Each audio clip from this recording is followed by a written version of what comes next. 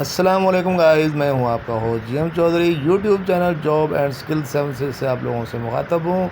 दोस्तों, आज जो वैकेंसी है वो ओवरसीज़ मिनिस्ट्री ऑफ ओवरसीज़ में है।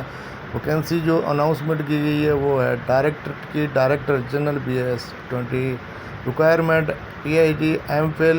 How to apply? Interested candidates apply online through the portal job www.njp.gov.pk only. Online applicants should be entertained. Read all instructions in the advertisement. नीचे दिया गया जो एडवर्टाइजमेंट है उसमें आप लोग इसकी इंस्ट्रक्शंस को पढ़ें और अपनी क्वालिफ़िकेशन के मुताबिक इसमें अप्लाई कर सकते हैं। दोस्तों, बहुत ज़बरदस्त जॉब्स है।